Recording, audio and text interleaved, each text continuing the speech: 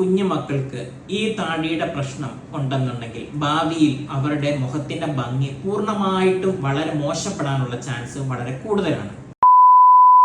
നമ്മളിപ്പോൾ കാണുന്ന പല കുട്ടികളിലും ആൺകുട്ടിയാവട്ടെ പെൺകുട്ടിയാവട്ടെ അവരുടെ താഴത്തെ താടിയുടെ വളർച്ച മേലത്തെ താടിയെക്കാട്ടിൽ കൂടുതലായിട്ട് ഇരിക്കുന്ന സിറ്റുവേഷൻസ് കാണാറുണ്ട്.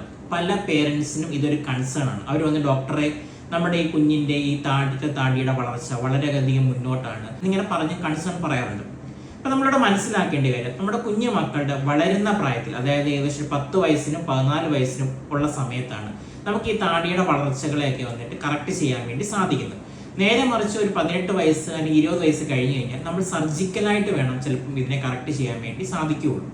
അപ്പം നിങ്ങളുടെ കുഞ്ഞു മക്കൾക്ക് ഇതേപോലെ താഴത്തെ താടിയുടെ വളർച്ച കൂടുതലാണെന്നുണ്ടെങ്കിൽ നിങ്ങളൊരു ഓർത്തഡോണ്ടിസ്റ്റിനെ വന്ന് കണ്ടു കഴിഞ്ഞാൽ അവർ ഈ താഴത്തെ താടിയുടെ വളർച്ചയെ കറക്റ്റ് ചെയ്യാൻ വേണ്ടിയുള്ള പ്രൊസീജിയേഴ്സ് ചെയ്യും. ഇവിടെ നമ്മൾ വന്നിട്ട് മയോ ഫങ്ഷണൽ അപ്ലയൻസ് അല്ലെങ്കിൽ ഓർത്തോപീഡിക് അപ്ലയൻസുകൾ ഉപയോഗിച്ചാണ് നമ്മൾ ഈ താടിയുടെ പ്രശ്നത്തെ കറക്റ്റ് ചെയ്യുന്നത്. അപ്പോൾ എത്രയും വേഗം നിങ്ങളുടെ കുഞ്ഞു മക്കൾക്ക് ഇതേപോലെ താടിയുടെ പ്രശ്നം ഉണ്ടെന്നുണ്ടെങ്കിൽ ഒരു ഓർത്തഡോണ്ടിസ്റ്റിനെ വന്ന് കണ്ടു കഴിഞ്ഞാൽ ഇതിനെ നമുക്ക് വളരെ ചെറിയ പ്രായത്തിൽ തന്നെ ഈസി ആയിട്ട് കറക്റ്റ് ചെയ്തെടുക്കാൻ വേണ്ടി സാധിക്കും.